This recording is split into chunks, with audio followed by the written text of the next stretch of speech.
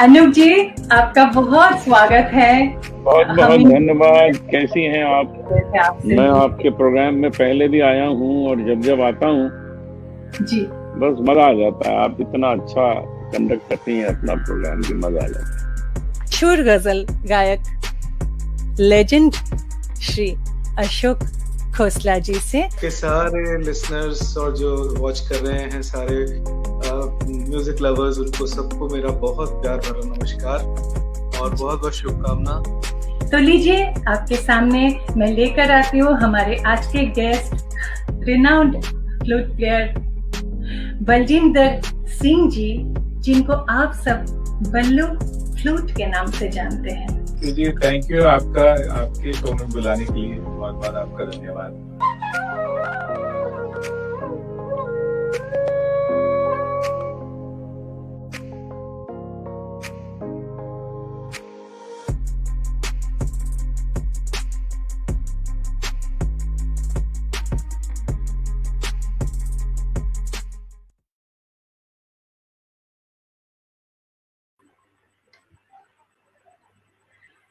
ईश्वर का दिया कभी अल्प नहीं होता, ईश्वर का दिया कभी अल्प नहीं होता, जो टूट जाए वो संकल्प नहीं होता, जो टूट जाए वो संकल्प नहीं होता।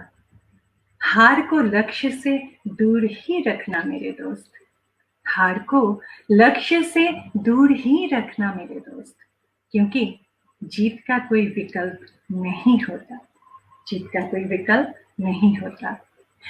Good evening, hello, welcome to all my dear listeners, my music lovers, all my art lovers. Welcome to the very special episode of Humming with Koel. This is the 51st episode of Humming with Koel. मैं कोयल त्रिपाठी आप सबका स्वागत करती हूँ फिर से एक बार मेरे शो हमिंग विद कोयल में। Thank you so much for your love and affection and blessings for me and my full team and my organisation Koyaliya creations. Koyaliya creations सिर्फ मेरा नहीं है, ये आप सबका है, सारे आर्टिस्टों का ये घर है, ये मंच है, ये छोटा सा मंच जो मैंने लॉकडाउन पीरियड में आप सबके लिए, सब आर्टिस्टों के लिए मैंने ये जगह एक छोटा सा मंच बनाया। इसमें आप सबका वेलकम है। Thank you so much for joining in humming with Koyal. तो लीजिए, आज हमारा फिर से सैटरडे आ चुका है और ये शनिवार हमारे साथ जो बहुत ही खास गेस्ट हमारा, मुझे लग नहीं रहा है, मुझे बिल्कुल यकीन है कि हमिंग विद कोयल जब से शुरू हुआ है तब से आज तक इस जर्नी में 50th एपिसोड तक सारे जो हमारे गेस्ट थे सब कलाकार बड़े थे और इतने बच्चा जो नन्हा सा कलाकार first time humming with Koyal में है और मैं बहुत बहुत बहुत खुश हूँ, आज बहुत चार्ज हूँ क्योंकि मुझे चार्ज होना पड़ेगा, क्योंकि आज का जो हमारा गेस्ट है वो हो सकता है छोटा सा बच्चा है, लेकिन वो जब बात करेंगे तब आप सबको पता चलेगा कि मैं तो चुप हो जाऊंगी। तो लीजिए, मैं वेलकम करती हूँ हमारे आज के एपिसोड के जो गेस्ट हैं, जो कलाकार हैं, अभी शर्मा फ्रॉम इंदौर। दोस्तों, वो एक एंकर है, एक ऑथर है, एक मोटिवेशनल स्पीकर है। मैं क्या क्या बताऊं उनके बारे में। उन्होंने इतनी सारी चीजें 10 साल के उम्र में कर दिखाया है जो अच्छों की मतलब नहीं कर पाएंगे, जो उन्होंने इतना जल्दी करके दिखाया है। तो लीजिए, मैं वेलकम करती हूँ इंदौर से अभी शर्मा को हमिंग विद कोयल में। हेलो अभी। नमस्कार। तो नमस्ते कोयल मैम, और जितने भी दर्शक देख रहे हैं सबको मेरा हरे कृष्णा, नमस्कार, good evening everyone. So first of all, I would like to thank Humming with Koel, Koelia Creations की पूरी टीम को I would like to thank, and special thanks to Koyal Tripathi ma'am जिन्होंने आज मुझे ये अपॉर्चुनिटी दी है, और आप सभी दर्शकों का भी बहुत बहुत धन्यवाद कि आप हमारे साथ आज इस वार्ता में जुड़े। धन्यवाद। ब्यूटीफुल। अभी आप बहुत सुंदर बात करते हैं। अभी जो आपने दो लाइन जो इंट्रोडक्शन में कहा है उसी में तो मैं बस मुझे लग रहा है मैं सुनती जाऊं आपको। Very welcome to you in humming with Koyal. I am so happy कि आज आप जुड़े हैं हमिंग विद कोयल में, और मैं इसलिए भी बहुत खुश हूं कि 50th एपिसोड तक जो हो गया हमारा ये हमिंग विद कोयल, और 51st मतलब 50 के बाद वाला जो सीरीज शुरू हो रहा है उसमें आप फर्स्ट गेस्ट हो, and I am so happy. You are so talented कि जो भी आपके टैलेंट है ये सब तो हम बात करेंगे, लेकिन अब मैं ऑडियंस को एक बार वेलकम करती हूँ। आप सबका वेलकम है। सबसे पहले तो मुझे दिखाई दे रहा है रीड्स वेलकम। रीड्स, आप तो हमेशा, आप भी बहुत अच्छा शो करती हैं, RDD शो जो लोग बहुत सुनते हैं, देखते हैं। और रीड्स, मैं आपको इसलिए भी आज थैंक्स कहना चाहूंगी क्योंकि रीड्स ने मुझे फर्स्ट टाइम, जब मैंने हमिंग विद कोयल के एपिसोड्स चल रहे हैं तब मुझे अभी शर्मा के बारे में बताया था, and thank you so much reads. और आज फाइनली वो हो रहा है और अभी हमारे साथ है। I am so happy. Govind Bhardwaj ji Ajmer से हमारे साथ जुड़े हुए हैं। अभी मैं एवरी वीक राइटर्स के हमारे डिफरेंट जो राइटर्स हैं, गजल लिखते हैं, गीत लिखते हैं, मैं कोई नया कॉम्पोजिशन बना के एवरी वीक मैं एक फ्रेश कॉम्पोजिशन गाती हूँ जो फर्स्ट टाइम इस हमिंग विद कोयल में होता है। तो आज मैं गोविंद भारद्वाज जी के एक गजल उन्होंने भेजा है मुझे, वो मैं आज गाऊंगी आप सबके लिए। और हमारे साथ दिलदार दहलवी साहब भी जुड़े हुए हैं, उनकी भी गजल आज मुझे गाना है। तो आप दोनों का welcome. Reads, thank you so much. और अक्षत पतिदार, वेलकम एवरीवन। आप सबका बहुत बहुत संजय शांगलू जी, वेलकम संजय जी। बहुत बहुत आभारी, आप सब जुड़े रहें। और जगजीत सिंह भाटिया जी, जी मानस राय चौधरी, यस, आप सबका वेलकम, नमस्कार। और बीच बीच में मैं आपके कमेंट्स यहाँ पे लेकर आऊंगी स्क्रीन में, और आप प्लीज समझ जाइएगा कि मैं एक्नॉलेज कर रही हूँ आप सबको। बहुत अच्छा लगता है। एवरी वीक मैं वेट करती रहती हूँ कि कब शनिवार आए और कब मेरे साथ आप सब जुड़े और हमारे गेस्ट आर्टिस्ट जुड़े। और अभी अभी आपसे जो हमारा ये आज से एक नाता जुड़ गया, अभी मुझे पता है आगे भी हम इसी तरह कुछ ना कुछ करते रहेंगे। मुझे बहुत अच्छा लगेगा। बिल्कुल, and it's my pleasure being in humming with Koyal show, क्योंकि मैं सच में इसे देखता हूँ and it's really unique concept by you, so it's my pleasure being here today. Thank you so much अभी। और मैं अभी ऑडियंस को बताना चाहती हूँ कि सबसे पहले मैं अभी शर्मा क्या है वो मैं सबसे पहले 2 वीडियो एक के बाद एक मैं प्ले करूंगी। सबसे पहले आप ये छोटा सा 2 वीडियो क्लिप देख लीजिए, उसके बाद मैं सीधा अभी के पास आऊंगी और अभी से बात करना शुरू करती हूँ। और लीजिए सबसे पहले ये वीडियो आप देखिए।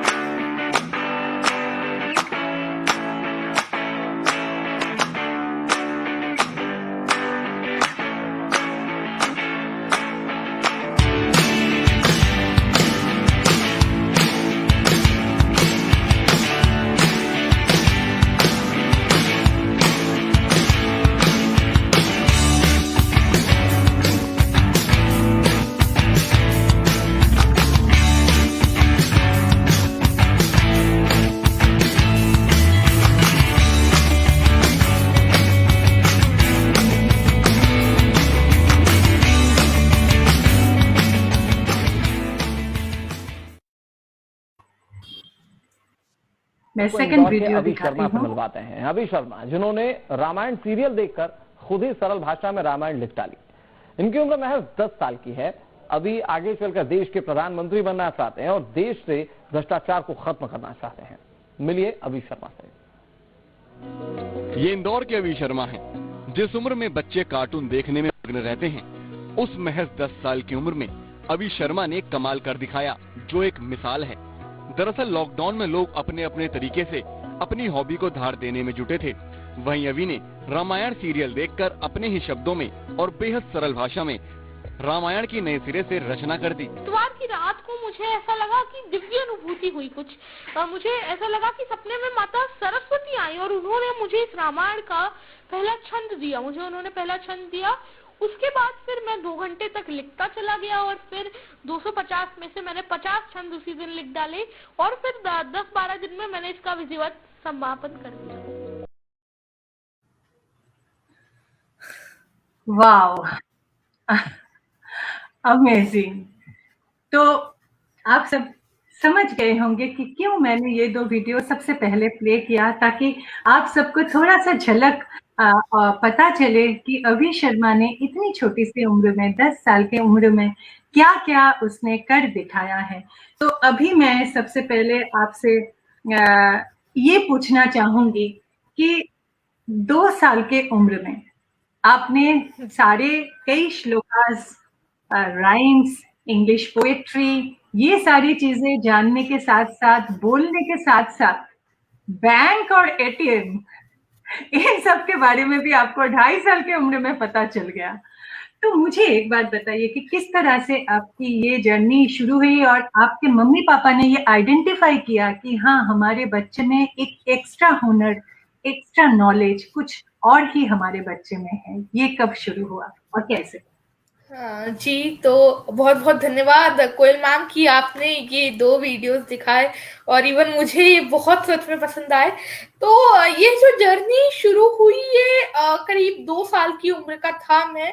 और जब मीन्स उस समय बच्चे बोल नहीं पाते हैं, मीन्स तोतली भाषा में बोलते हैं, उस समय इसमें बैंक्स और जितने भी कंपनीज हैं उनके लोगोस को देखकर या कलर कॉम्बिनेशन से, आई डोंट नो मैं कैसे करता था, बट मैं आइडेंटिफाई कर देता था जैसे कि दिस इज SBI बैंक। तो उस समय मैं भी तुतली भाषा में ही बोलता था।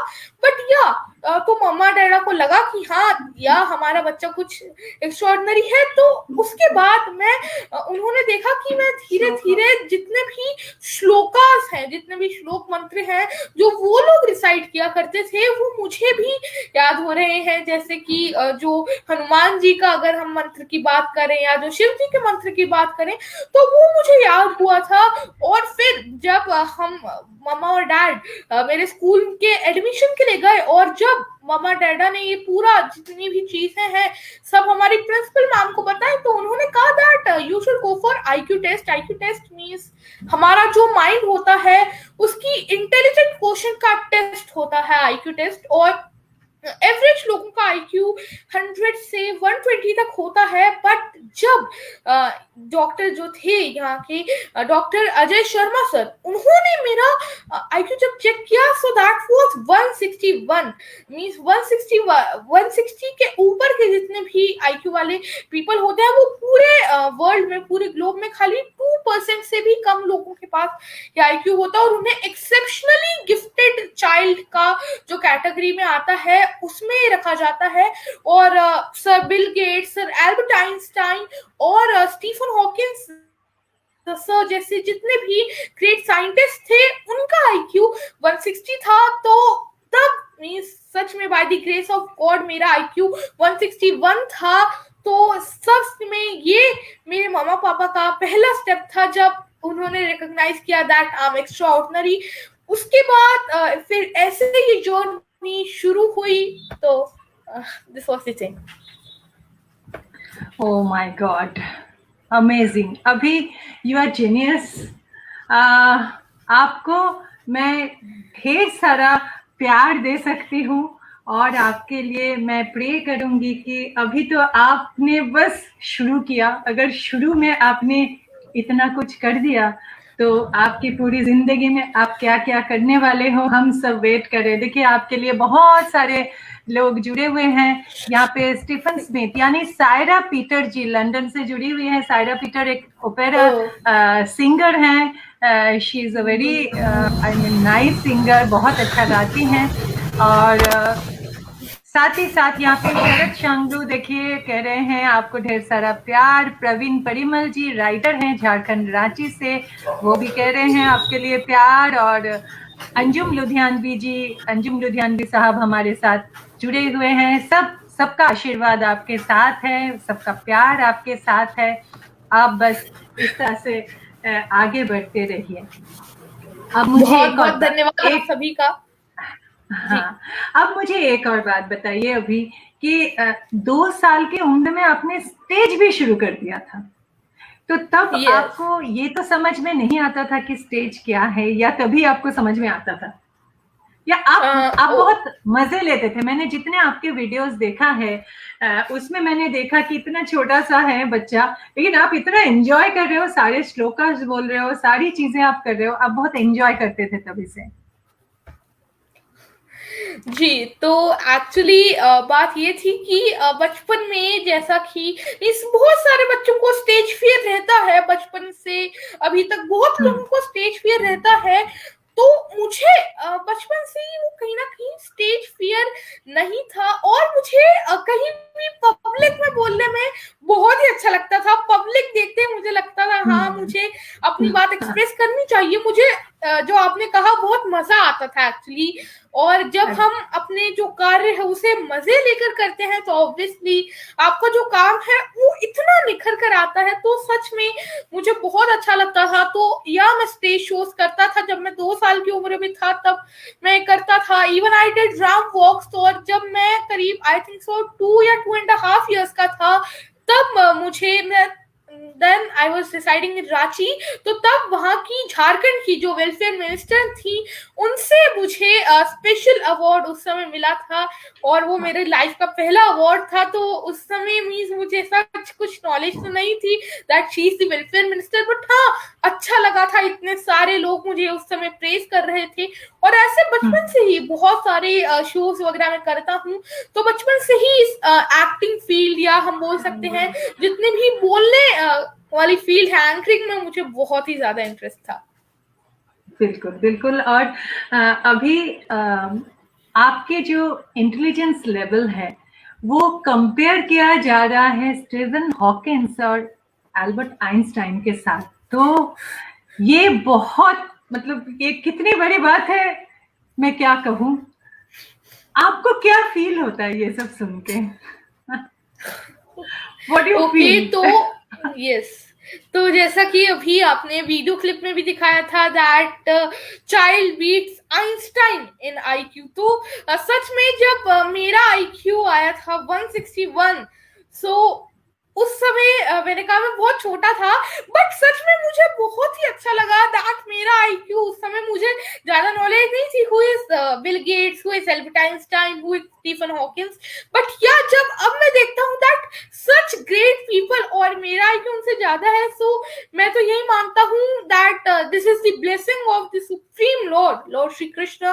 क्योंकि देखिए वही जितने भी हैं सब कुछ करते हैं, तो मैं इसमें भी यही मानता हूँ कि ये मेरे लिए गॉड की कहीं ना कहीं ब्लेसिंग है, भगवान श्री कृष्ण की। और सच में मुझे बहुत ही अच्छा लगता है, और मैं भगवान को और अपने पेरेंट्स को बार बार थैंक्स करता हूँ जब भी मैं इस चीज को अपने माइंड में रिमाइंड करता हूँ। Wow, amazing. अब मैं एक बहुत ही स्पेशल बात पे पहले ही आना चाहती हूँ, क्योंकि हमारे साथ अभी इतने लोग जुड़े हुए हैं। आप सबको फिर से मैं कहती हूँ कि thank you so much for joining. अभी इस लॉकडाउन में बहुत लोगों ने बहुत सारी चीजें अपने अपनी तरह से किया है, हम सब ने कुछ ना कुछ किया है। लेकिन अभी शर्मा ने क्या किया है? अभी शर्मा ने एक बहुत बड़ा काम करके दिखा दिया, और वो काम है बालमुखी रामायण लिखना, जिसको आपने बालमुखी रामायण का नाम दिया है। तो आप कुछ इसके बारे में कहें। ओके, तो आपने अब बालमुखी रामायण की बात की है, तो सच में मैं एकदम सीधा मैं उसी बात पे आ गई हूँ, एकदम पॉइंट पे आ गई हूँ, क्योंकि ये बहुत बड़ी बात है। मुझे लगा 10 इयर्स में आप एक रामायण, बच्चे आपके एज के जो बच्चे हैं वो खेलेंगे, कुछ और करेंगे, टाइम पास करेंगे, टीवी देखेंगे, लेकिन आपने क्या किया, मेरी आपके मम्मी से भी एक बार बात हुई तो उन्होंने मुझे कहा कि इस लॉकडाउन में इतने मोटे मोटे बुक आप मंगवाते थे और उसे पढ़ते थे, और जिसका नतीजा फाइनली आपने ये रामायण लिख डाला।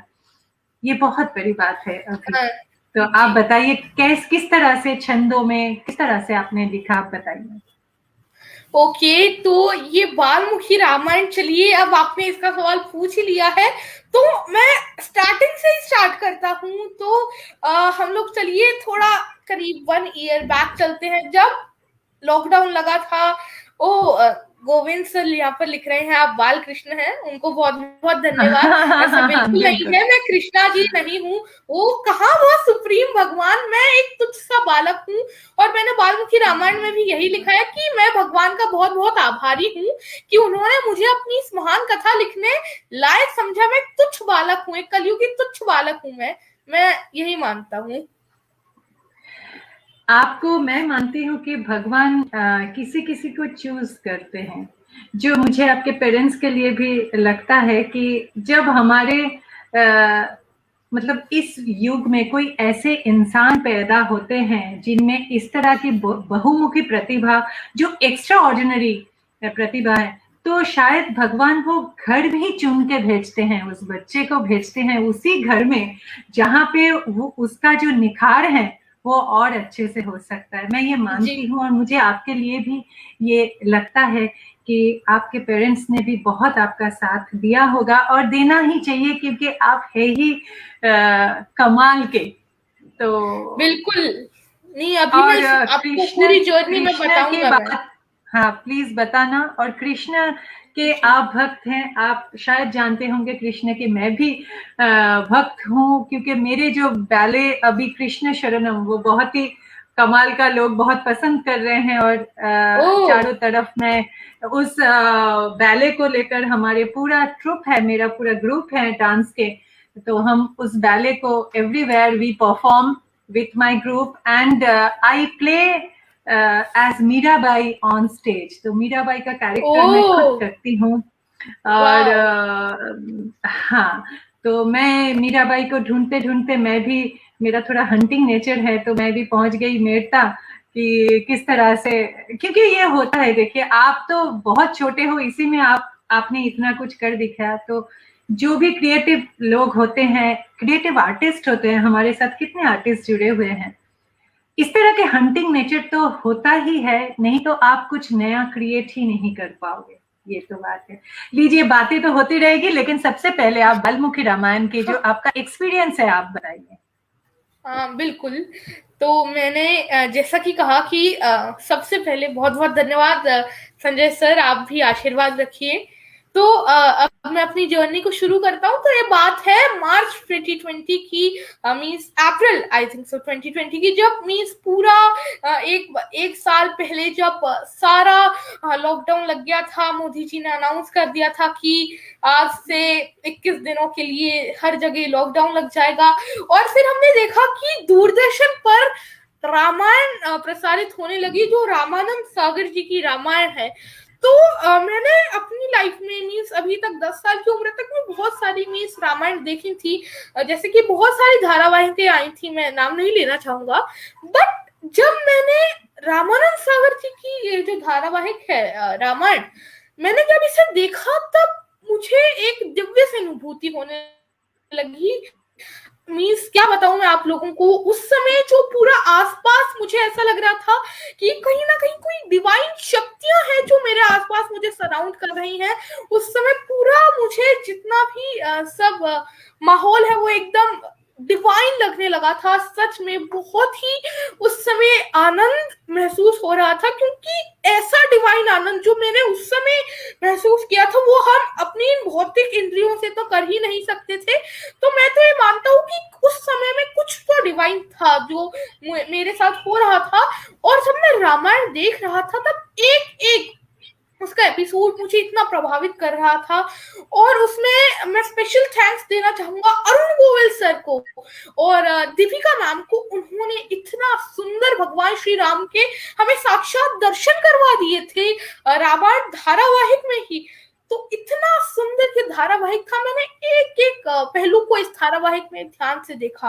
हालांकि रामायण मैं बचपन से अपने माता पिता से सुनता आ रहा हूँ इस श्रुति के रूप में, परंतु जब मैंने इसे एक धारावाहिक रूप में देखा, मुझे क्योंकि रामायण पता थी, तब मेरे जितने भी मीन्स क्या बताऊं, बहुत ही मुझे डिवाइन एक्सपीरियंस हो रहा था। फिर जब रामायण खत्म हुई तब मुझे लगने लगा कि देखिए भगवान श्री राम का इतना महान चरित्र है, परंतु कहीं ना कहीं हम भारतीय होते हुए भी उस चरित्र को अपने अंदर उतार नहीं पा रहे हैं। कहीं ना कहीं राम कथा धारावाहिक के माध्यम से तो हर जगह पहुंच रही है, परंतु फिर भी कहीं ना कहीं तो कमी है, जिससे कि हम सारे भारतीय रामायण को समझ नहीं पा रहे हैं। तो मुझे लग रहा था कि ऐसा क्या किया जाए जिससे कि ये जो रामायण है ये घर घर पहुंचे। तो उसके थोड़े दिन की बात है, जब रामायण खत्म हुई थी, मैं जब उस दिन सोया तो मुझे ऐसा लगा कि स्वप्न में माँ सरस्वती आई है, वीणा वादनी माँ सरस्वती, और उन्होंने मुझे इस रामायण का पहला छंद दिया जो भगवान श्री राम जी के जन्म से संबंधित है। तो उस छंद से लेकर मैंने उस दिन जब मैं सुबह उठा तो बहुत देर तक मैंने चिंतन किया, और उसके बाद मैंने रामायण लिखना शुरू कर दी। उस दिन 2 घंटे तक मैं बैठकर लिखता रहा, और उस दिन मैंने 50 छंद अपनी रामायण के लिख दिए। वाल्मीकि रामायण मैंने इसे नाम दिया था। अपनी रामायण के उस दिन मैंने 50 छंद लिख दिए, और फिर अगले 7 दिनों में मीन्स 1 हफ्ते में मैंने पूरी इस रामायण को 250 छंदों में पूर्ण कर दिया। और ये पूरी हिंदी भाषा में है, क्योंकि मैंने इसे हिंदी भाषा में इसलिए लिखा क्योंकि आजकल आप देखिए जितने भी रामायण हैं, अगर हम देखें वाल्मीकि जी की रामायण और तुलसीदास जी का मानस, तो वो दोनों जो रामायण है वो संस्कृत एवं अवधी जैसी भाषाओं में है, जो आजकल लुप्त होती जा रही है। बहुत कम लोगों को ये भाषाएं पता है। और जो बाकी रामायण है, जैसे कि रंगनाथ जी की रामायण हुई, भावार्थ रामायण हुई, कंबन रामायण हुई, अध्यात्म रामायण हुई, ये सारी रामायणें भी प्रादेशिक भाषाओं में है। तो मुझे लगा कि कहीं ना कहीं रामायण को एक ऐसी भाषा में लिखना चाहिए जिससे कि उसे सभी लोग पढ़ सके। तो मैंने इसे हिंदी भाषा में लिखा है। और रामायण के ना पढ़े जाने का एक और रीजन जो मुझे समझ में आया वह ये था कि रामायण के लंबे होने की वजह से, क्योंकि रामचरितमानस में इतने सारे चौपाइयां हैं, और फिर अगर हम वाल्मीकि जी की रामायण को देखें 24,000 श्लोक हैं, तो लोग कहीं ना कहीं ये आंकड़ा सुनकर ही चकरा जाते हैं कि अरे हम लोग कैसे पढ़ेंगे। तो मैंने इस रामायण को खाली 250 छंदों में लिखा है, और आप इसे खाली 10 से 15 मिनट में पढ़कर संपन्न कर सकते हैं। तो इसलिए मैंने इसे कम शब्दों में संक्षेप में लिखा, जिससे कि सभी लोग इसे पढ़ पाए, इसका रोज श्रवण कर पाए। और इस रामायण को लिखने का मेन मकसद मेरा जो यही था कि घर घर तक रामायण पहुंचे, क्योंकि रामायण में भगवान श्री राम ने इतने सारे आदर्श प्रस्तुत किए हैं, इतने आदर्श पुरुष थे वो।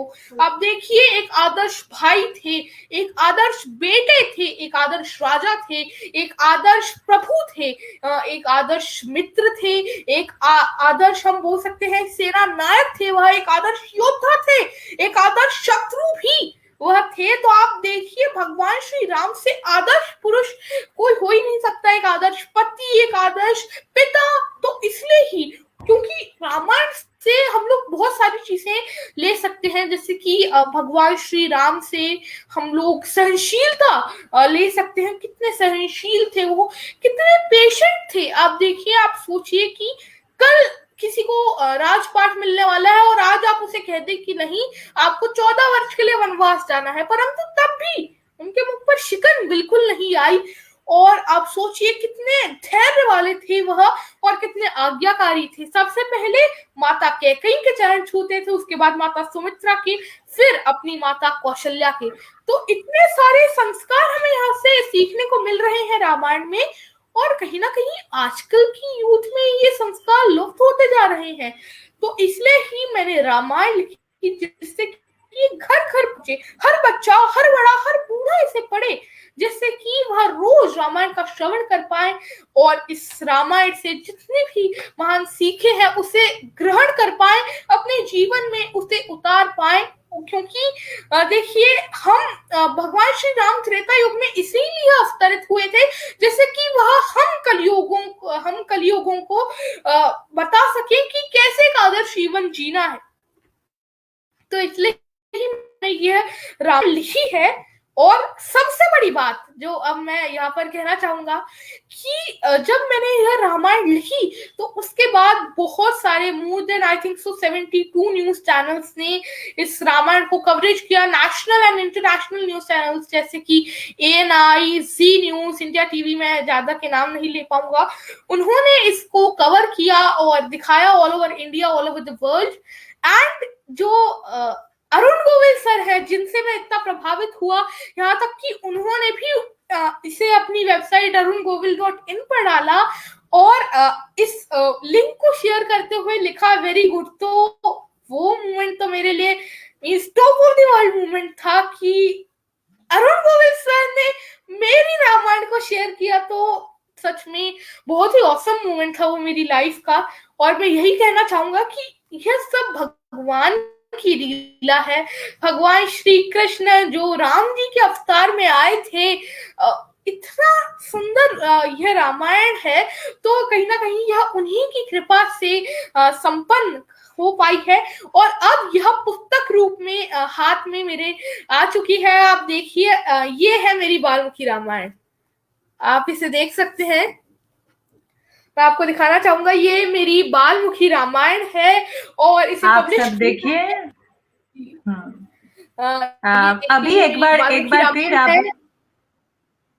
हाँ दिखाइए। आप सब देखिए, ये अभी का लिखा हुआ बालमुखी रामायण है।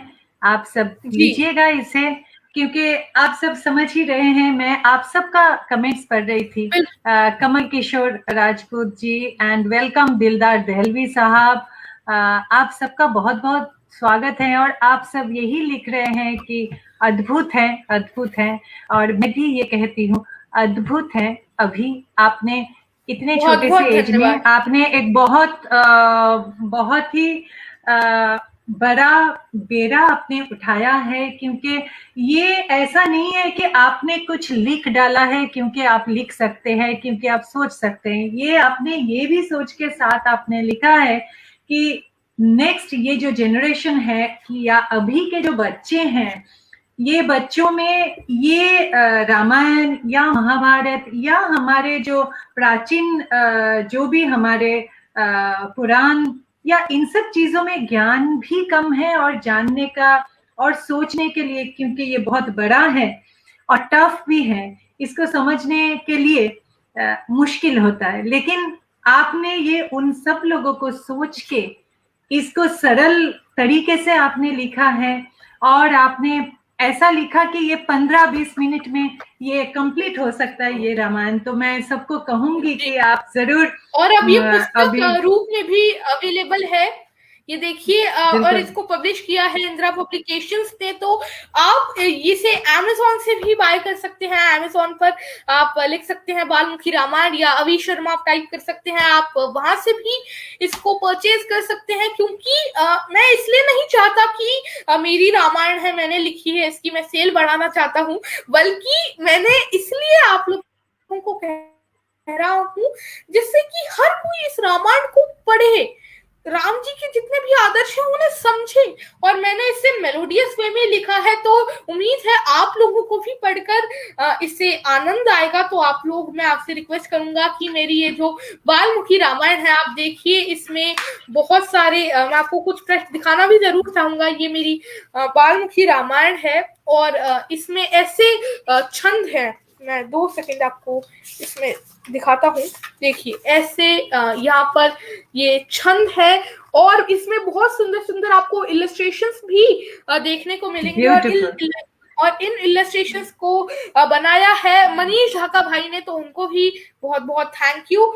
तो ऐसे मेरे Beautiful. पूरी 250 छंदों में मैंने रामायण लिखी है, तो आप लोग भी इसे जरूर पढ़िए। अभी क्या आप थोड़ा सा एक दो छंद आप सुना सकते हैं, थोड़ा सा, जस्ट स्टार्टिंग भूमिका जो आपने किया है, थोड़ा सा ही। नहीं, जरूर जरूर, बिल्कुल, ये मेरा सौभाग्य होगा, क्योंकि यहाँ पर मैं देख रहा हूँ कुछ दर्शक हमारे लिख रहे हैं वन छंद। अभी तो बिल्कुल वन छंद नहीं, मैं आपको कुछ छंद जरूर सुनाना चाहूंगा। तो ये छंद ऐसे हैं: नमन करूं भगवान गणेश, हरो हमारे सारे कलेश, और वीणा वादनी को प्रणाम, दे दो माँ विद्या वरदान। शुरू करें कथा रामायण की, परम सुखदायिनी कथा श्रीहरि की। कथा है यह अवधपुरी की, पावन धरती इक्ष्वाकु वंश की। राज किए जहां दशरथ धर्मात्मा,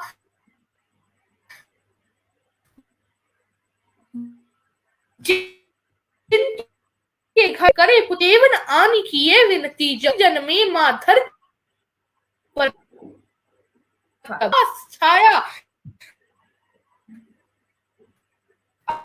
अवध प्यारे चारु कुमार, अवध के प्राण, धीर वीर ज्ञानी बलवान।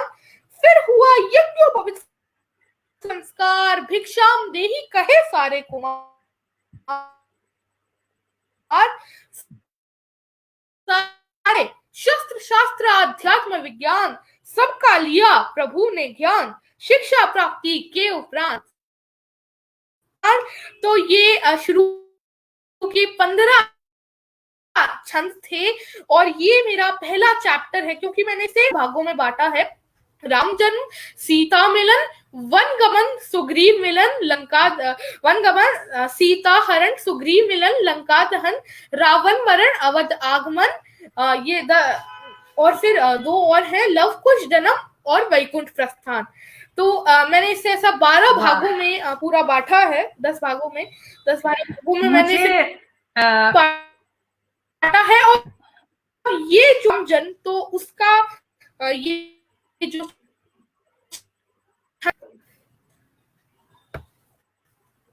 हाँ, अभी मुझे एक बात बहुत लग रहा है कि फर्स्ट ऑफ ऑल मेरे जो गुरु जी, अगर आप जानते हैं, श्री रविंद्र जैन जी, महान संगीतज्ञ, आप जानते हैं, इंस्टीट्यूशन ऑफ म्यूजिक, जिन्होंने इस रामायण को इतना पॉपुलर किया कि अगर आज के जितने भी हम श्लोकास गाते हैं, सब पहले तो समझते थे ये तुलसीदास के रामायण है, लेकिन रविंद्र जैन जी के जो लिखा हुआ है वही रामायण, वही चौपाई जो है, वो इतना फेमस हो चुका है कि वही ट्रेडिशनल चौपाई अभी बन चुका है। और मैं आज ये फील कर रही हूँ कि अगर दादू, मेरे गुरुजी, अगर आपसे मिलते तो वो बहुत खुश हो जाते। अभी आपका शायद नेटवर्क का थोड़ा इशू है, नेटवर्क थोड़ा सा मुश्किल हो रहा है। Am I audible to all of you? आप सबके लिए मैं ऑडिबल हूँ? कोई अगर मैसेज करे।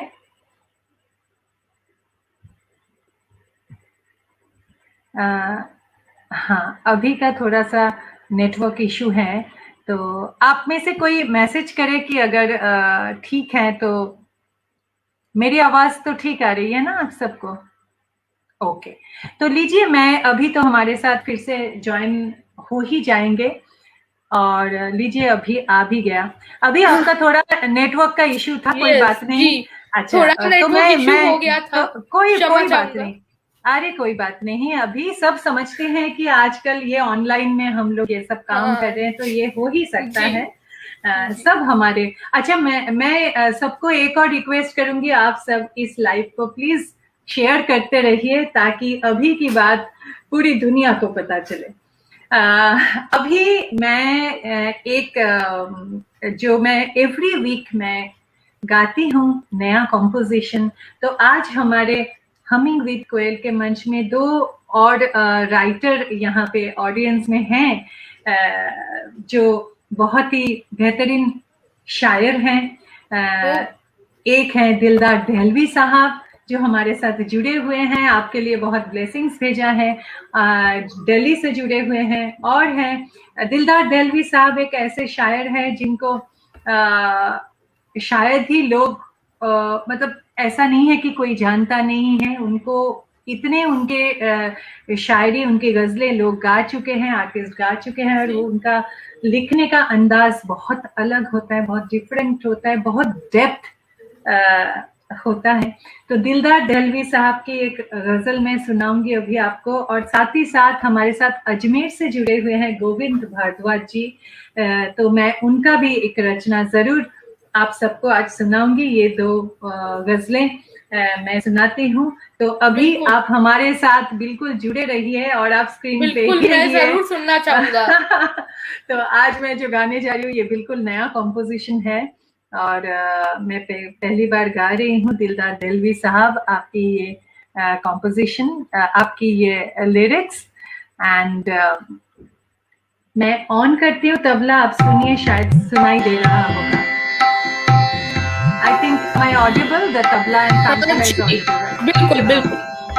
Okay, thank you so much. अभी आप जरा म्यूट कर लें।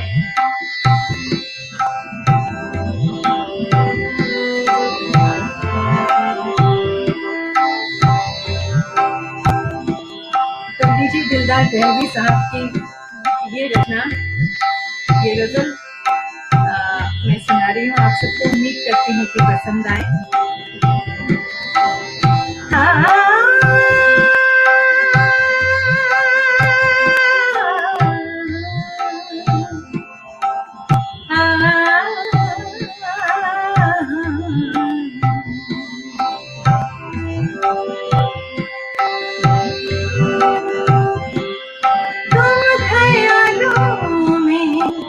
जब मेरे आने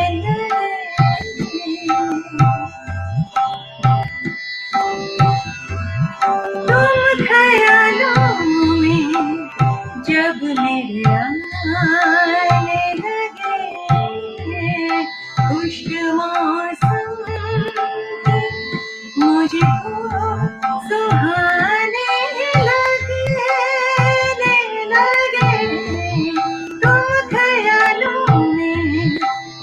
जब मेरे आने लगे,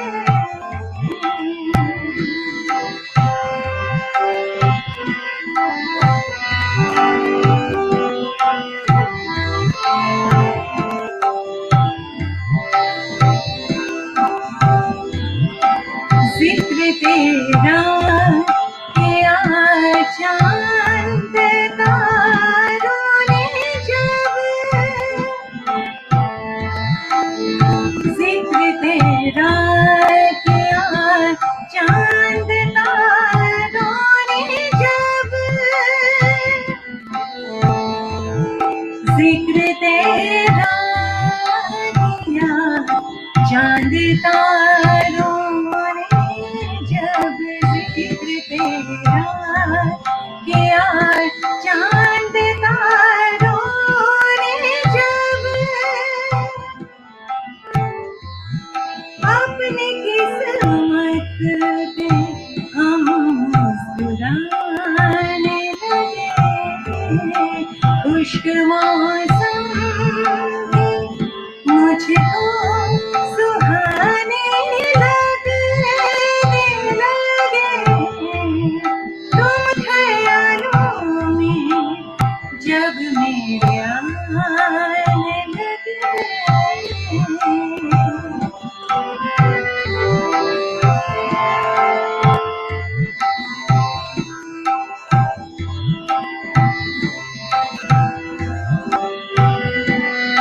जब मुसीबत पड़ी, खौफ जब भी हुआ, जब मुसीबत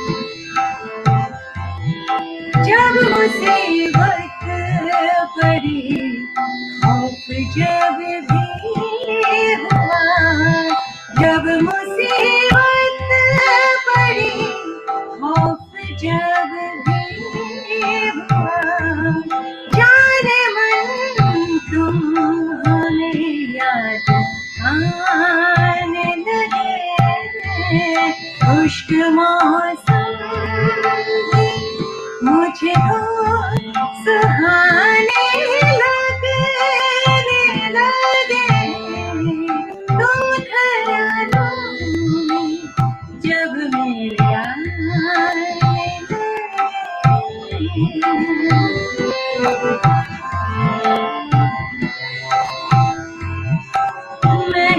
मेहरबानी करम इस जुदाई में भी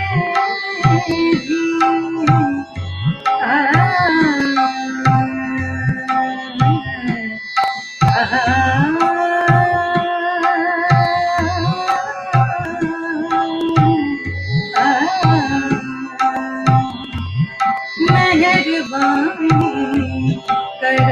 जुदाई में भी मेहरबानी करम इस जुदाई में भी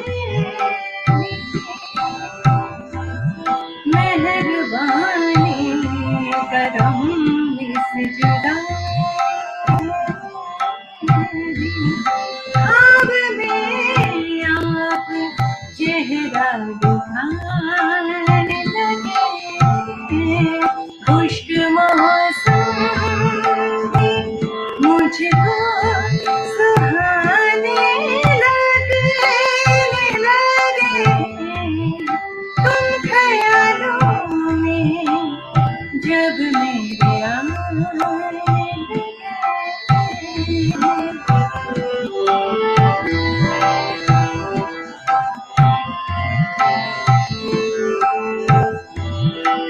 मेरी मजबूरियां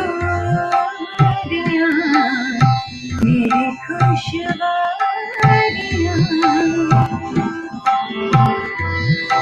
मेरी मजबूरियां मेरी खुशहालियां आपको ये भी झूठे बहाने खुश्क मौसम भी मुझको सुहाने लगे तुम ख्यालों में जब मेरे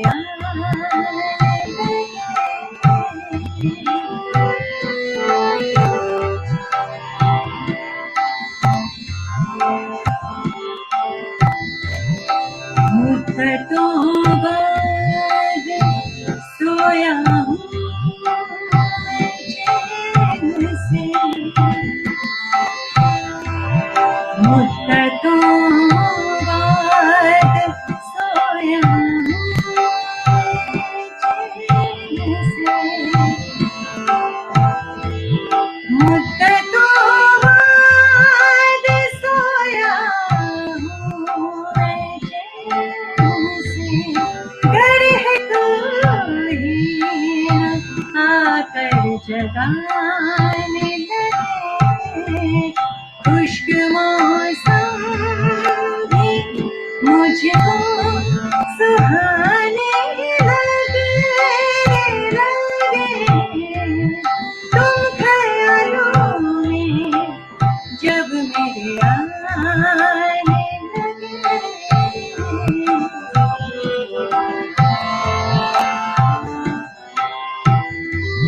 मैंने दिलदार दुखड़ा सुनाया था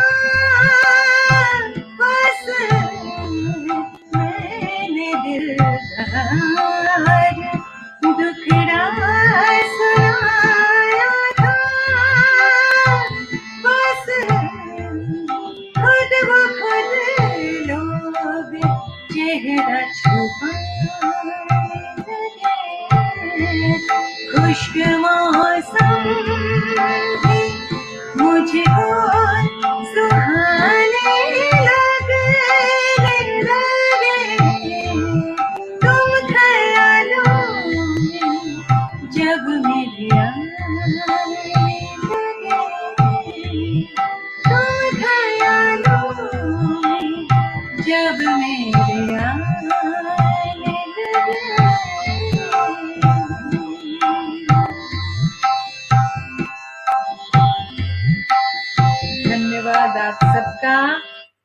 मुझे सुनने के लिए। बहुत ही सुंदर प्रस्तुति थी, बहुत थैंक यू सो मच अभी, थैंक यू सो मच। और अभी मैं थोड़ा सा कमेंट्स देखना चाहूंगी। सबसे पहले जिन्होंने लिखा है उनका, okay, thank you so much दिलदार दलवी साहब, आपको अच्छा लगा, जिंदाबाद जिंदाबाद आपने कहा तो जिंदाबाद होगा। थैंक यू सो मच, क्योंकि आज मैं पहली बार गा रही हूँ, तो आप जानते हो अभी हम लोग जितना हर चीज का रियाज करते हैं, प्रैक्टिस करते हैं, वो निखर के और वो अच्छा हो जाता है। तो थैंक यू सो मच आप सब। मुक्ता चैटर्जी दी लखनऊ से जुड़े हुए हैं, Govind Bhardwaj ji thank you so much, Sonia Peter, sorry Saira Peter ji thank you so much, बहुत खूब आपने कहा, थैंक यू सो मच। और मैं संजय भैया, संजय शामलू जी का भी मैं कमेंट देख रही थी, लेकिन ये इतना फास्ट सब जा रहा है कि मैं पढ़ नहीं पा रही हूँ सबका। Thank you so much. I think Pawan Muntazir, आप भी एक राइटर हैं, thank you so much for joining. तो लीजिए अभी अभी आप फिर से मैं आपके साथ मैं बात करना चाहूंगी। जी मुक्ता दीदी आप कुछ कह रहे हैं? ओके, अभी आपके लिए हैं, you are absolutely right, and composition के लिए शायद इन्होंने कहा होगा। अभी शर्मा, आप बहुत सारे चैनल्स में, अभी आपने बताया था कि बालमुखी रामायण जो कि बहुत चैनल्स ने कवर किया है। मैं आपको बता दूं कि रामायण जो देवीना और गुरमीत जी का जो रामायण था, उस वक्त मैं मुंबई में आई और हमारे काम जो शुरू हुआ, मैं उस रामायण में मैंने काफी प्लेबैक किया है हमारे गुरु दादू रविंद्र जैन जी के। जी हाँ, मैं रामायण में काफी कॉम्पोजिशंस मैंने गाए और जो कि टेलीकास्ट हुआ। और रमानंद सागर जी से तो मैं मिल नहीं पाई, लेकिन प्रेम सागर जी से मैं जरूर मिली। और मैं आपको बता दूं कि जब रिकॉर्डिंग्स होते हैं ना, दादू श्री रविंद्र जैन जी के कॉम्पोजिशन इतना टफ होता है, और पहले आपको लिरिक्स नहीं मिलता है, आप माइक्रोफोन के सामने आप हो, एंड देन वो इलाबोरेट करते हैं हेडफोन में, तो एक एक लाइन डबिंग, सपोज बहुत मेहनत से डर डर के गा भी लिया, चलो ठीक है, इतने में ऐसा भी होता था कि प्रेम सागर जी आ गए और कहते हैं दादू यहाँ पे ना थोड़ा सीन चेंज हुआ है, तो जरा ये ना माहौल चेंज हो गया, तो आप जरूर कुछ अभी जल्दी से कुछ चेंज कर दीजिए। और दादू आप जानते हो इतने महान हैं, उनके लिए तो कोई बात ही नहीं, वो तो 2 मिनट में यूं चीजें लिख देंगे और बता देंगे। मेरे तो अंदर ऐसे ऐसे होता है कि मैं कैसे क्या करूं अभी, कि मैं कैसे गाऊं, वो तो मैंने कैसे भी करके गा लिया था। तो एनीवेज ये सब बहुत सारी चीजें, छोटी छोटी चीजें जो किस तरह से हर एक सीन बिल्डअप होता है, किस तरह से उसमें डायलॉग्स या उसमें कॉम्पोजिशंस आ जाते हैं एक एक करके, ये सब चीजें एक एक छोटा छोटा सब एक्सपीरियंस जो कि बहुत बड़ा आपके जो लाइफ जर्नी है उसमें बहुत बड़ा काम कर जाता है। हो सकता है ये छोटी छोटी घटना हो, लेकिन ये बहुत बड़ा आपके ऊपर एक इम्पैक्ट देके जाता है, जिसमें आपके जो कैरेक्टर बिल्टअप है, आपकी जो जानकारी है, एक्सपीरियंस है, वो धीरे धीरे बढ़ने लगता है। तो रामायण मेरे लिए एक ऐसी जर्नी रही। और दादू श्री रविंद्र जैन जी के साथ फर्स्ट टाइम रिकॉर्डिंग, मैं तो कहूँगी मुंबई में आने के बाद मेरी फर्स्ट रिकॉर्डिंग रामायण में और साईं बाबा सीरियल में, इससे मेरी शुरुआत हुई थी। तो डिवोशनल जो भी है, हाँ। और अभी मुझे बताइए कि अपने TV shows, commercials, short movies, इतनी सारी चीजें आपने किया है, तो उसमें आपने किस तरह से, क्या था वो कॉमर्शियल्स किस तरह से थे और क्या क्या आपने किया है उसमें, थोड़ा सा वो भी एक नजर डालते हैं हम, वो बताइए हमें। जी जी बिल्कुल। तो मैं अपनी जर्नी अब बचपन से कंटिन्यू करना चाहूंगा। तो जैसा कि मैंने बताया, उसके बाद रांची के बाद then we came to Indore, और उसके बाद बचपन से ही मैंने कहा मुझे स्टेज का और एक्टिंग का बहुत ज्यादा शौक था। तो then we started going to Mumbai, और वहां पर मीन्स मैंने I think so I was 3.5 years old, और तब मैंने अपना जो पहला एडवर्टीजमेंट था वो किया था। और उसके बाद मैं ऐसे बहुत सारे मैंने एडवर्टीजमेंट्स किए एंड उसके बाद मैंने बहुत सारे सीरियल्स में भी काम किया, means with Sony, life okay, star Bharat, means मैंने बहुत सारे पोगो टीवी, कार्टून नेटवर्क, इन सब के साथ मैंने काम किया और सच में बहुत ही अच्छा लगा। और मीन्स उसमें भी एडवर्टीजमेंट्स में भी मैंने दर्शन सर के साथ किया, उसके बाद अमन सर के साथ मैंने किया, देन क्रिस गेल जो लेजेंड ऑफ क्रिकेट माने जाते हैं, उनके साथ मुझे एक एडवर्टीजमेंट करने का मौका मिला। तो सच में बहुत ही अच्छी जर्नी रही है ये भी। फिर मैंने आहट किया, आहट जो सीरियल था उसमें मैंने किया और मेरा रोल तो हॉरर वाला ही था, तो सच में उसमें भी बहुत ही अच्छा लगा। फिर मैंने super cops versus super villains भी मैंने किया, देन इंडिया वर्सेस शामेबाज में भी मैं आया था, एंड ऑल्सो आई डिड मन में है विश्वास, और भी बहुत सारे बाकी सीरियल्स थे। ये कुछ के मैंने आप लोग का नाम बताए जी। मैम आप म्यूटेड हैं। हाँ, तो अभी शर्मा आप ये बताएं कि आपकी जो फ्यूचर प्लानिंग है वो किस तरह से, अभी आपको क्या आगे करने का, आगे क्या है, क्या मन है आपको? ओके, तो आपने पूछा मुझे आगे क्या करना है, तो अभी फिलहाल तो मैं अपनी एक बुक पर काम कर रहा हूँ और ऑब्वियसली मेरा जो शो है मैं आप लोगों को बता देता हूँ, मे भी आप में से कुछ लोगों को नहीं पता हो, बट मेरा एक शो है कोयल मैम जैसे ही, सेलिब्रिटी कॉर्नर विद अवी, तो वो मेरा शो है और उसमें भी मैं जितने भी लोगों ने समाज में कुछ भी अच्छा किया है मैं उनकी स्टोरीज जितने भी लोग हैं सबके सामने लाता हूँ मेरे शो के माध्यम से। वो मैं अभी मेरा कंटिन्यू है।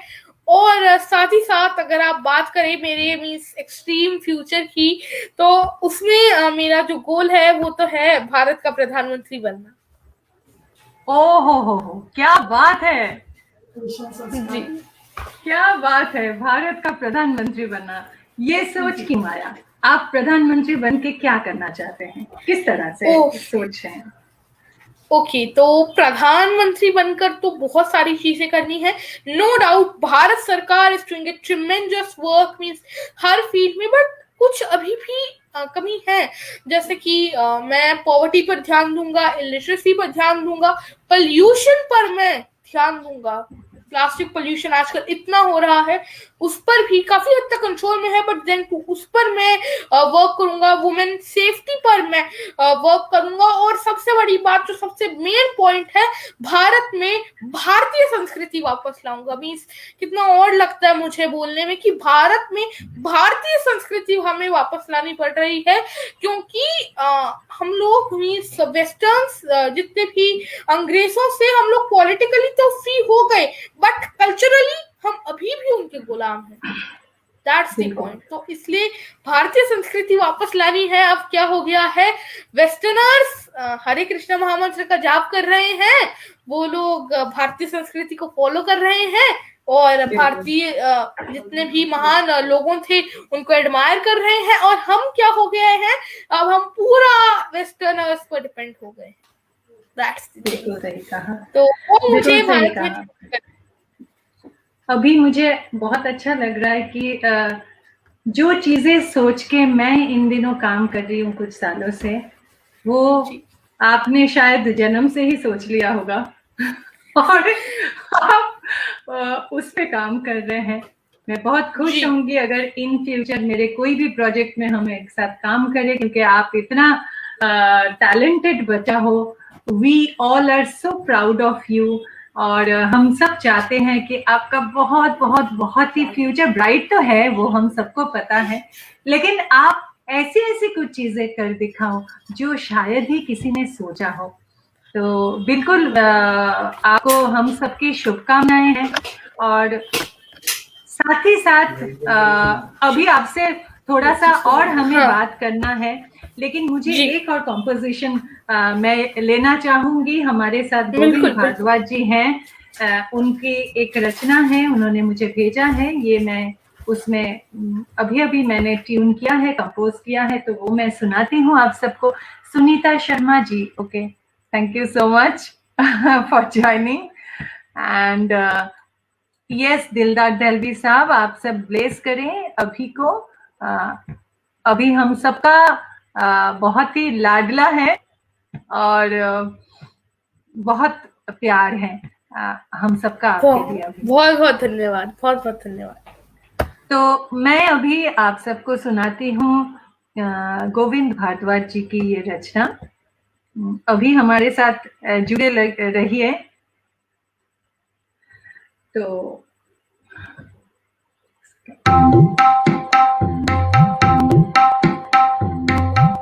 अभी इलेक्ट्रॉनिक तानपुरा से ही हमें काम चलाना पड़ता है, क्योंकि आप सबको पता होगा कि मुंबई में फिर से लॉकडाउन का सिचुएशन है और कोविड काफी बढ़ रहा है। पार्शियली लॉकडाउन शुरू भी हो गया है, डिफरेंट लोकेलिटी वाइज यहाँ पे लॉकडाउन चल रहा है। तो अभी भी हमें बहुत प्रिकॉशंस लेने हैं, ये मैं सबको कहूँगी कि आप जो जो भी जगह में है, मुझे पता है कि आउट ऑफ महाराष्ट्र ये काफ़ी कम है, कोविड का इतना सोच या टेंशन किसी के पास नहीं है, लेकिन फिर भी मैं चाहूँगी कि आप सब जिस तरह से 20 में हर प्रिकॉशन मेंटेन किया, आप 21 में भी ये प्रिकॉशन मेंटेन करें, क्योंकि जान है तो जहान है, जान है तो हम सब कुछ जो जो भी चाहते हैं वो सब कर सकते हैं। ये दुनिया बहुत सुंदर है, ये जीवन बहुत सुंदर है, और हम सबको अभी की तरह, अभी शर्मा की तरह, हम सबको भी अपने अपने जीवन को अच्छे से सुधार लाना है। हम जो जो चाहते हैं वो सारे जो अधूरा काम है या हमारा सपना है, वो सारे हमें फुलफिल करना है। इसीलिए हम सब वो प्रिकॉशंस रखें अपने पास, और आप सब इस इलेक्ट्रॉनिक तबला और तानपुरा के साथ मुझे बेयर भी कर ले, ये भी मैं कहूँगी। तो नहीं आप बहुत जल्दी मैं यहाँ पर कहना चाहूंगा कि जो आपकी आवाज ही इतनी सुरीली है कि हमें ये जो तानपुरा और तबला है, चाहे इलेक्ट्रॉनिक ही हो, आपके सुर के साथ मिल जाते हैं। Thank you so much. अभी आप बहुत अच्छा बोलते हो, मैं जानती हूँ, but thank you so much. तो लीजिए गोविंद भारद्वाज जी की ये रचना जो मैंने कल ही कंपोज किया।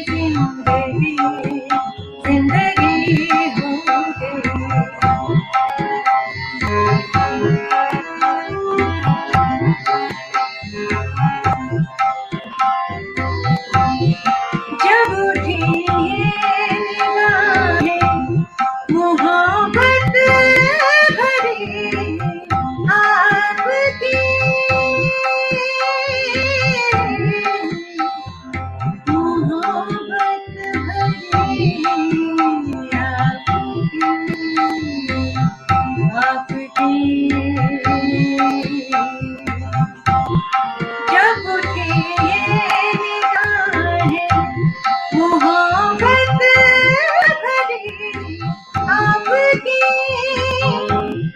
सच कहे तो यहाँ रोशनी रोशनी हो गई, प्यार में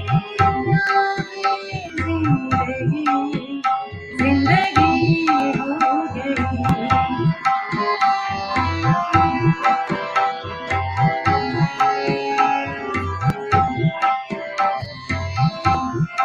आप जो मिल गए उस रात को यूं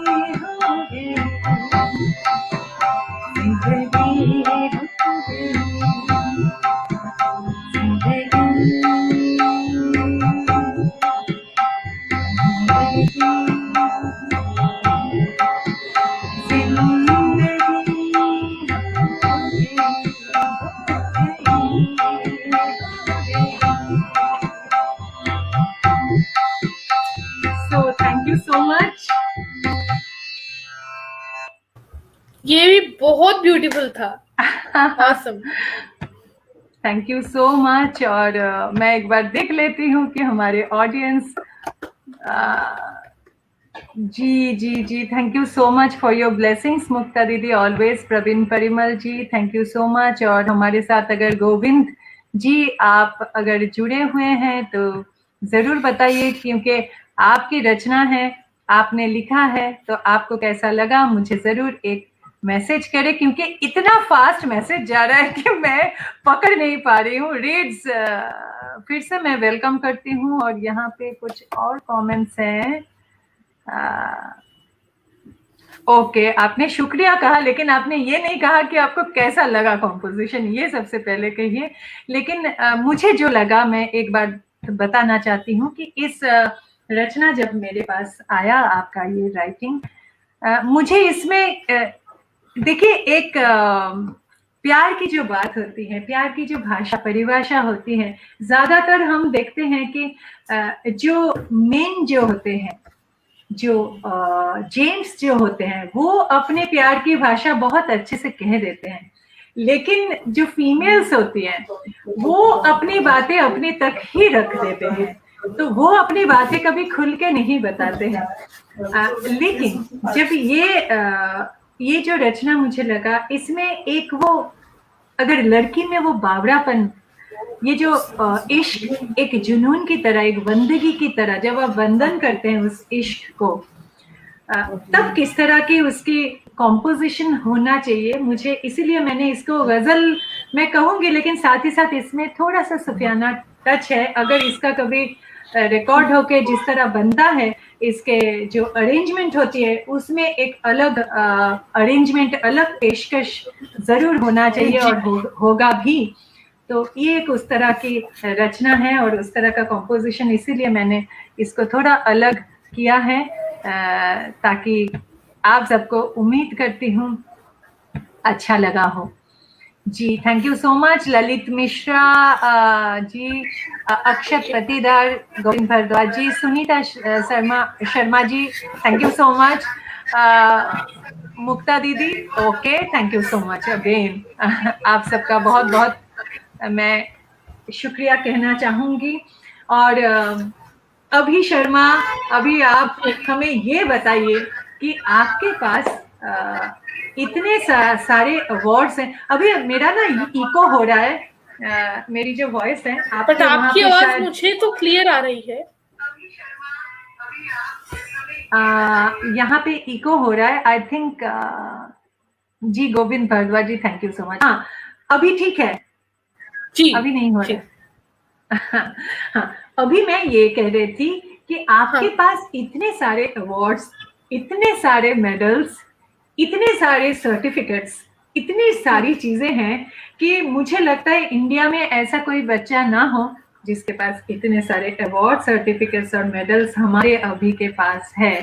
तो आप बताइए, आप किस तरह से ये सारे अवार्ड सर्टिफिकेट्स रखते हैं? और आपको एक घर लेना पड़ेगा बहुत जल्दी, मुझे लग रहा है, सिर्फ अवार्ड्स के लिए, है ना? Thank you so much, thank you first of all.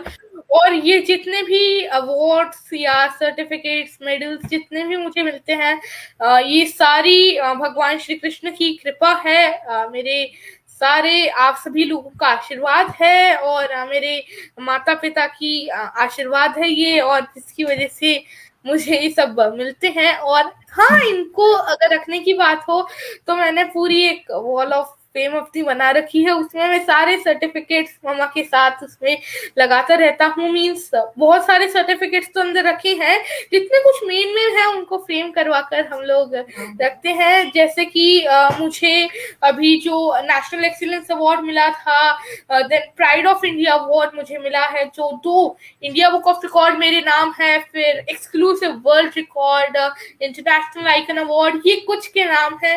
फिर उसके बाद ये तो कुछ अवार्ड हैं, फिर ऐसे बहुत सारे अवार्ड्स मेरी वॉल ऑफ फेम में है, बहुत सारे मेरे पास रखे हुए हैं।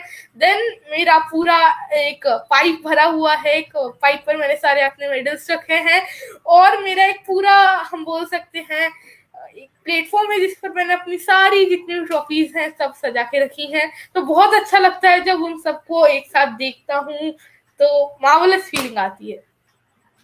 वाह, क्या बात है अभी। और आज मैं एक अलग जगह पे बैठी हूँ, लेकिन नॉर्मली मैं जब बैठी हूँ तो मेरे पीछे मेरे भी एक अवार्ड्स के वॉल होते हैं, और मुझे बहुत प्यारा लगता है वो वॉल मेरा सबसे करीबी और सबसे प्यारा लगता है, क्योंकि देखिए, अवार्ड कोई छोटा बड़ा तो नहीं होता है, सम्मान सम्मान होता है। लोग आपको प्यार से, सम्मान के साथ आपको वो अवार्ड दे रहे हैं, ये बहुत बड़ी बात है। और उसी के साथ साथ आपके पास ये एक, मैं प्रेशर नहीं कहूंगी, लेकिन आपका ये सोच भी रहेगा कि इसके बाद क्या, व्हाट नेक्स्ट, इसके बाद भी मुझे और कुछ करना पड़ेगा, क्योंकि आपके ऊपर ये चीज आ भी जाता है कि आपको कुछ और लोग एक्सपेक्ट कर रहे हैं मेरे पास, तो मुझे करते जाना है। और वो तो आपके नेचर में है, तो वो तो आप करते ही जाएंगे। आप इतना नॉलेज आपके पास है, आप इतने अच्छे से बोलते हैं, आप मोटिवेशनल स्पीकर भी हैं। तो आपने बाल्मीकि रामायण छोड़ के भी और भी कुछ लिखा है अभी? नहीं, अभी तो मैंने और कुछ नहीं लिखा है, बट यार जल्द Very ही nice. मैं एक बुक के साथ नहीं, आऊंगा। बिल्कुल मेरे बिल्कुल। पे काम आप चल रहा है सोचिए, अभी। आप सोचिए अभी कि आपके जो स्टार्टिंग राइटिंग है बुक, वो वाल्मीकि रामायण से है। तो ये ब्लेसिंग्स हैं, ये ब्लेसिंग्स हैं ऊपर वाले का, ब्लेसिंग्स है लॉर्ड कृष्णा का, ब्लेसिंग्स है राम जी का, श्री रामचंद्र का। तो ये तो बहुत ही अच्छी शुरुआत आपकी राइटिंग में रही है, और काम तो आप इतने छोटे से एज से कर रहे हो, अभी बस 10 साल के ही आप हो, तो आपको लाइफ में बहुत और काम करते जाना है। हम सबके बहुत बहुत शुभकामनाएं आप सबके साथ हैं, और बहुत बहुत धन्यवाद। आपके साथ हैं। अभी आप ऐसे ही काम करते जाओ, और फिर से आपका जब भी समय हो आप फिर से हमिंग विद कोयल में आओ, ये मैं जरूर चाहूंगी। हम कुछ बिल्कुल। और प्लानिंग करेंगे, आपको सुनेंगे और भी। और हमारे साथ एसएन मिश्रा जी बहुत अच्छे राइटर जुड़े हुए हैं मध्य प्रदेश से। और आप क्या लिखते हैं? अच्छा, हाँ, बिल्कुल सही कहा आपने कि बहुमुखी प्रतिभा के धनी है अभी शर्मा, बिल्कुल सही बात आपने कहा है। गोविंद जी आप कुछ लिख रहे हैं? जी जी जी, हाँ बिल्कुल सही बात। गोविंद भारद्वाज जी जो हैं अजमेर से, राजस्थान से, वो भी बाल रचनाकार ही है। और मैं बहुत अच्छा हुआ गोविंद भारद्वाज जी आपने ये बात कही है, क्योंकि मुझे ये बोलना था, शायद मैं ये भूल गई ये पॉइंट। क्योंकि मैंने जब सोचा आपके बारे में कि आपकी रचना मैं गाऊं, और मैंने यही सिलेक्ट किया कि मैं अभी शर्मा के एपिसोड में ये रचना गाऊं, क्योंकि आप खुद भी बाल रचनाकार हैं, आप बहुत बड़े पोएट हैं, राइटर हैं, साथ ही साथ आप राजस्थान यूनिवर्सिटी से जुड़े हुए हैं, आप पढ़ाते हैं, प्रिंसिपल हैं आप। तो थैंक यू सो मच। आप भी आशीर्वाद दीजिए अभी को, और साथ ही साथ मुझे भी आशीर्वाद दीजिए कि हम सब, आप सब से ही तो सीखते रहते हैं, मोटिवेटेड होते हैं, और सबका मोटिवेशन भी बहुत जरूरी है। अभी कई बार ऐसे होते हैं कि हम कुछ ऐसे इंसान से मिलते हैं सामने से कि लगता है अरे इनसे कितना सीखने का है, इनसे बहुत कुछ सीख सकते हैं। तो ऐसे भी हमें चलते हुए भी काफी चीजें, काफी नॉलेज मिल जाता है लाइफ में। तो थैंक यू सो मच अभी, आपने जुड़ा हमारे साथ, इतना टाइम आपने दिया। धन्यवाद। और मैं ना जाते जाते एक चीज जरूर अभी आपको दिखाना चाहूंगी कि मैं हर शो में दिखाती हूँ, वो आज मैंने उससे शुरुआत नहीं किया था। मैंने जो बैले कृष्ण शरणम बनाया है, उसका एक प्रोमो मैं चलाऊंगी आप सबके लिए। यहाँ पे गोविंद जी, भारद्वाज जी हैं, और सारे हमारे ऑडियंस इतने जुड़े हुए हैं। उससे हम एंड करेंगे, उसके बाद आपको मैं बाय करूंगी, लेकिन उसके पहले मैं बाय बिल्कुल नहीं करूंगी। मैं चाहती हूँ आप कृष्ण शरणम की झलकियां देखें। इसमें इसकी बैकग्राउंड में बताती हूँ, इसमें मैं समय हूँ यानी कि हरीश भिमानी जी के वॉइस हैं जो सूत्रधार हैं। इसमें मेरा concept, direction, music, lyrics, everything मेरा है। इसमें कृष्ण, वॉइस ऑफ कृष्णा है भजन सम्राट अनूप जलोटा जी, और इसमें जिन्होंने कोरियोग्राफी किया है वो है गुरु दीपक मजुमदार जी, जो हेमा जी को भी सिखाते हैं, वो हमारे गुरु रहे हैं।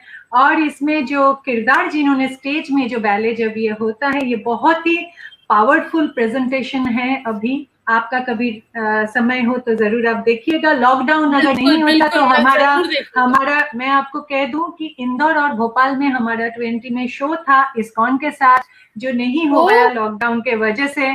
तो कृष्ण शरणम लेकर हम जरूर आएंगे बहुत जल्दी वहां पे। और इसमें जिन्होंने भी मैं खुद टेम्पल विजिट करता हूँ, तो आपका जब भी शो हो आप मुझे जरूर बताइएगा। आपके वहाँ पे इंदौर में मैं आती हूँ, और इंदौर के जो इस्कॉन है जो कि महाकाल मंदिर के उधर है, उसी के आसपास है, तो वहाँ पे भी जाके मैं रही हूँ। वहाँ पे जो गीता सम्मेलन है वहाँ पे भी मैं जाती हूँ।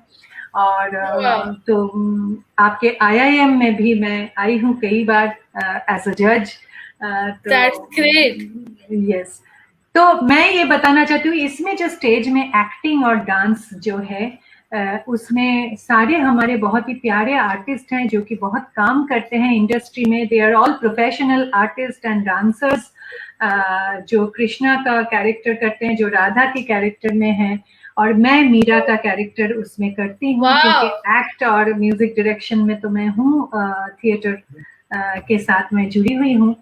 तो मैं आपको दिखाती हूँ, आप ये झलकियां देखें, उसके बाद आप सबको मैं आप सबसे विदा लूंगी. लेकिन पहले आप ये देख लें, मैं ये चलाती हूँ पहले. जी बिल्कुल. हाँ. कृष्ण हरे कृष्ण हरे कृष्ण शरणं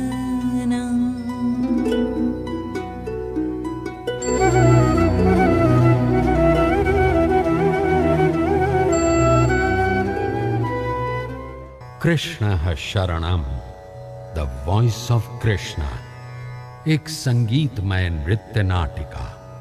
कल युग से लेकर द्वापर युग तक की पावन यात्रा में आपकी भेंट भक्ति की महामूर्ति मीराबाई, प्रेम की महादेवी राधा रानी और महान धनुर्धर अर्जुन से होगी. भज रे मन कृष्ण नाम की माला,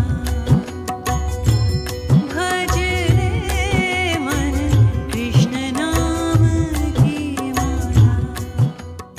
तुम सखी तुम प्रिया तुम मेरे तन का साया.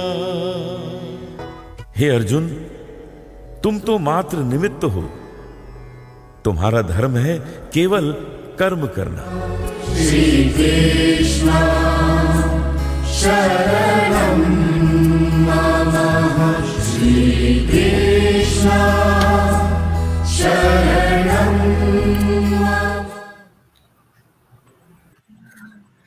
बहुत ही सुंदर था सच में. मैं विभोर हो गया क्योंकि मैं सच बताऊं, मैं खुद एक डिवोटी हूँ और सच में ऐसी प्रस्तुति देखकर एक डिवोटी का मन में क्या आता है ये आप भी समझ सकती हैं. बहुत ही सुंदर प्रस्तुति थी और ये खाली झलक थी. मैं सोच रहा हूँ जब पूरा जब बनकर हमारे सामने आएगा तो कैसा, it would be marvellous. Thank you so much अभी. और मैं आपको बता दूं कि जब इसका फर्स्ट शो था ना, जिस दिन लॉन्चिंग था, तो मेरे मन में थोड़ा सा टेंशन था क्योंकि जो सोच आपने कहा कि मेरा भी सोच वही था जिसके लिए मैंने ये प्रोजेक्ट, ये कृष्ण शरणम, मैं इसको प्रोजेक्ट नहीं कहूंगी, ये तो मेरे साथ इस तरह से आया, मैं क्या बताऊं. जैसे आप एक्सप्लेन नहीं कर पाएंगे कई चीजें, तो वैसे मेरे साथ भी कई चीजें ऐसा हुआ है कि वो बियॉन्ड एनी वर्ड्स है. तो कृष्ण शरणम को जब मुझे लगा कि नए जेनरेशन को मैं किस तरह से ये बातें, ये जो मैसेज है कृष्णा के, ये मैं किस तरह से पहुंचाऊं, कुछ ऐसा तरीका मुझे सोचना पड़ेगा जो अट्रैक्टिव हो और साथ ही साथ हमारे जो न्यू जेनरेशन है उनको पसंद आए. तो इसमें काफी वेस्टर्नाइज वॉइस ऑफ कृष्ण, अगर टाइटल सॉन्ग आप कभी सुने तो ये इंग्लिश, संस्कृत और हिंदी में है इसका टाइटल सॉन्ग. हाँ, तो इसको, और जब हमने पहली बार इसका रिलीज शो था और उस दिन पूरा pin drop silence and finally सबका ऐसे आंसू आ रहे थे जब एक एक सीन चल रहा था और इतना जोश में सब उठ के खड़े हो गए और इतने इन्वॉल्व हो गए कृष्ण शरणम के साथ कि हर किसी से मुझे इसका पॉजिटिव फीडबैक मिला. और एक बार ऐसा भी हुआ कि हमारे इंडस्ट्री के बहुत बड़े बड़े कलाकार, लेजेंड्स अगर कहें, कविता कृष्णमूर्ति जी, एल सुब्रमण्यम जी, पंकज उदास जी, तलत अजीज जी, अनूप जी तो हैं ही, जसविंदर जी, सारे सब, उषा मंगेशकर जी, सब फर्स्ट रो में, फ्रंट रो में बैठे हैं और मेरा शो नेहरू सेंटर में कृष्ण शरणम. और एंड आई रिमेम्बर कि कविता जी रो रही थी और मुझे हाथ पकड़ के कहा कि वाओ, ऐसा बैले मैंने इसके पहले कभी नहीं देखा. तो इन सब का आशीर्वाद मिला और फीडबैक इतना अच्छा मिलता है तो लगता है कि नहीं, ये मैसेज हमें पहुंचाना चाहिए. तो यही कोशिश मेरी आपने भी है, बिल्कुल यही सही जर्नी कहा, मेरी क्योंकि भी है। भगवान भी भगवत गीता में कहते हैं कि कृष्ण कर्म जो होते हैं, क्योंकि आपने एक बैले किया, ये प्रस्तुति थी आपकी, बट इसमें कृष्णा जी ऐड हो गए तो इतना भक्तिमय हो गया और इतना सुंदर यह जो हमने छोटा सा इसका पार्ट देखा, बट उसमें इतनी सारी चीजें व्याख्यान कर रहा था, ये पार्ट बहुत सुंदर लगा। और ये 3 पार्ट में है, मैं आपको बता दूं, 3 स्टोरी लाइन चलता है इसका, क्योंकि मैं समझती हूँ कि 3 मैसेजेस जो मेन है, संदेश जो है कृष्णा जी हम सबके लिए जो देकर गए हैं, वो है भक्ति, प्रेम एंड धर्म। ये 3 धर्म यानी duties, divinity, devotion and love, ये 3 बहुत जरूरी है हम सबके आज के जनरेशन में भी। हम अगर कोई भी चरित्र के जो गठन होते हैं उसमें ये क्वालिटी होना आवश्यक है, जरूरी है, ताकि हम आगे इसको इसी तरह से हम आगे लेकर आगे बढ़ते हैं। तो बस मेरी छोटी सी कोशिश है और आप भी इसी तरह से काम कर रहे हैं, इसी तरह आप इसी तरह काम करते रहें। And thank you so much once again for joining. अभी आपको बहुत धन्यवाद। जाते जाते मैं सारे लोगों को एक मैसेज जरूर देना चाहूंगा कि आप सभी लोग अपनी संस्कृति के प्रति जरूर जागरूक हों, क्योंकि आजकल आप देखिए वेस्टर्न्स हमारी संस्कृति फॉलो कर रहे हैं और हम भारतीय हैं, हमें भारतीय संस्कृति पर अडिग रहना चाहिए। और इसके लिए मैं एक मिशन संस्कार भी ला रहा हूं, जल्दी वो आप सबके बीच में होगा मिशन संस्कार, जिसमें मैं भारत की यूथ को छोटी छोटी स्टोरीज और साइंटिफिक रिसर्चेस के थ्रू अपनी जो भारतीय संस्कृति है, हमारा डिवाइन इतिहास है, भगवान श्री कृष्ण की जितनी भी सीखें हैं, उसके प्रति जागरूक करूंगा। और आप सभी लोग हमेशा पॉजिटिव रहिए। और भगवान श्री कृष्ण का एक श्लोक मैं जरूर कहना चाहूंगा, भगवत गीता चैप्टर 18 वर्स 66, सर्वधर्मा परित्याज्य मामेकं शरणं व्रज अहम त्वां सर्व पापेभ्यो मोक्षयिष्यामि मां शुच। अर्थात सारे धर्मों का परित्याग कर कर तुम मेरी शरण में आओ, मैं तुम्हें सारे पापों से मुक्त कर कर मोक्ष की ओर ले जाऊंगा, डरो मत। यह भगवान अर्जुन से कह रहे हैं। तो यहाँ पर कहीं ना कहीं भगवान का मतलब यह है, अर्थ यह है कि हमें उनकी शरण में जाना चाहिए। वह हमें जितने भी भौतिक कष्ट हैं उनसे मुक्त करेंगे, क्योंकि भगवान खुद भगवत गीता के 8वें अध्याय के 15वें श्लोक में कहते हैं, दुःखालयम अशाश्वतम, यह भौतिक जगत दुखों का घर है। तो हमें इससे मुक्ति पाने के लिए भगवान श्री कृष्ण की शरण में जाना चाहिए। बहुत बहुत धन्यवाद। हरे कृष्णा। हरे कृष्णा। अभी आपने बहुत सुंदर कहा और बहुत सही कहा कि हमें कृष्ण के शरण में जाना चाहिए। ये एक ही लाइन बहुत इम्पोर्टेंट है और कृष्ण शरणम की ही टैग लाइन अगर माने तो यही था कि हमें किस तरह से कृष्ण के शरण में जाना चाहिए। और आप सबका फिर से बहुत धन्यवाद। सूबे सिंह सुजान जी, आप जुड़े हुए हैं, थैंक यू सो मच। बाकी आप सब जो भी देख रहे हैं, आप सब जुड़े हुए हैं, इसके लिए आप सबका बहुत धन्यवाद। आप सबसे फिर से मैं मिलूंगी नेक्स्ट शनिवार को। हमारे साथ फिर से एक गेस्ट होंगे जिनसे आपका रूबरू मैं करवाऊंगी। और तब तक के लिए मुझे और अभी शर्मा, हम दोनों को इजाजत दीजिए, परमिशन दीजिए। हम सब आप सब स्वस्थ रहिए, खुश रहिए। Thank you so much and good night to all of you. धन्यवाद। धन्यवाद। धन्यवाद।